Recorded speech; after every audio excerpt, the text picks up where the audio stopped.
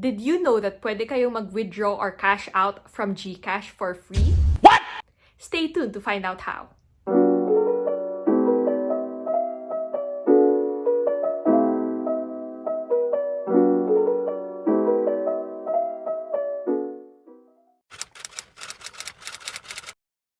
Pagka-login niyo sa GCash, punta kayo sa GSave. Click Next, Next, Next, or pwede niyo din skip na lang. Then, lalabas itong dalawang options, either BPI or CIMB. But for this video, through BPI tayo.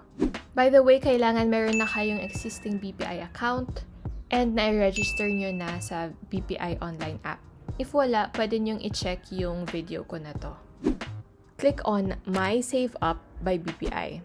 Then, ang mangyayari is gagawa tayo ng savings account sa GCash via BPI.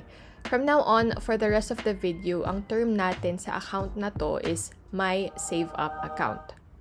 Click I agree. Tapos, ito makikita nyo na pwedeng mag-transfer from your GCash wallet to your BPI savings account and vice versa.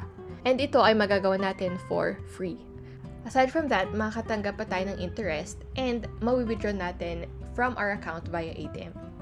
Ang maximum account balance lang natin dito though is 30,000 pesos. Papakita ko mamaya kung paano natin ma-maximize itong account and how not to spend 150 pesos for an additional ATM. Pero applicable lang ito kapag meron ka ng existing savings account sa BPI with an ATM. So proceed na tayo to opening our savings account. Since you already are an existing BPI and GCash account holder, these are the only requirements. Pwede tayo mag-open either through BPI or GCash. Pag pinili niyo ang BPI, need niyo lang i-log in account niyo. Kapag GCash naman, gagamitin natin existing GCash details mo and you just have to agree sa terms and conditions nila. So, through GCash na tayo. Click natin Confirm.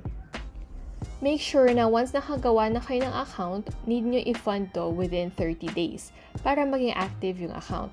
And just make sure na minimum 3K laman ang account nyo para hindi magka-fees and penalties. But based on my experience, okay lang na ma-zero out nyo yung laman ng account nyo kasi wala sila pagdededuktan ng fees. Make sure lang na not below 3K yung account nyo. Like 2K, 1K, ganun. Para hindi kayo madeduktan. So, just click OK. Ngayon, ayan, makikita nyo na meron na tayong bagong BPI account. Again, ang itatawag natin dito para hindi tayo ma-confuse all throughout the video is My Save Up account. Para maging active yung account natin, kailangan natin mag-deposit. Click nyo lang deposit. 3,000 pesos ang deposit natin for now. Click next. Confirm the details. Then pay. Ayan yung confirmation. And makikita nyo na nag-reflect na siya sa My Save Up account natin.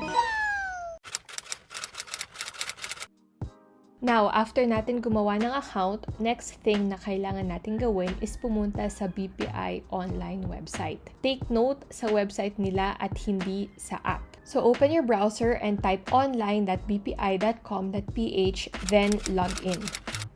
Click the upper right button, tapos My Accounts. Then, dito sa baba, click nyo Manage My Accounts. Enter your PIN, tapos notice na naka-uncheck itong new account nyo. Ito yung kakagawa lang natin. Tick nyo lang to and add it on the app. Then, save. After nyan, log in na kayo sa BPI app, then makikita nyo yung bagong account nyo.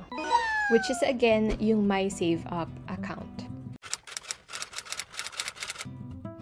Now, in order to withdraw your money, withdraw on this case, meaning ibabalik sa GCash account nyo, click nyo lang withdraw. Enter the amount, next, double check, then confirm. Since buong 3K ang i-withdraw natin, may lalabas na warning na ang i-withdraw is below the minimum balance. Okay lang sa atin since buong amount naman yung i-withdraw natin. Again, wag lang kayo magtira ng 1 to 2,999 pesos on your account para di kayo madeduktan ng fees. Click Proceed, enter OTP, and withdraw complete. Itong withdraw again, ibig sabihin ay winidraw nyo from yung My Save Up account nyo to your GCash wallet, hindi yung actual pera na na-withdraw.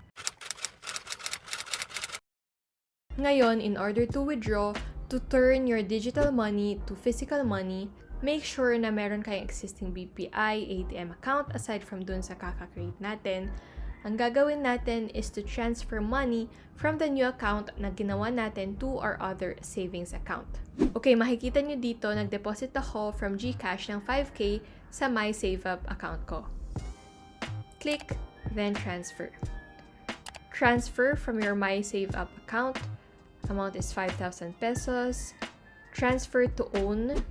Yung other BPI savings account natin, yung iselect natin, then click confirm. Ayan, makikita nyo na na-transfer yung money from our My Save Up account to our other savings account. Ngayon, pwede nyo na i-withdraw on any BPI ATM for free. Thank you guys! I hope nakatulong to sa inyo. If you like to know how to grow your money in GCash naman, pwede nyo tignan tong video ko na to. I'd appreciate it if you like this video, hit the subscribe button and the notification bell in order to be notified on more videos similar to these. Thank you! Bye!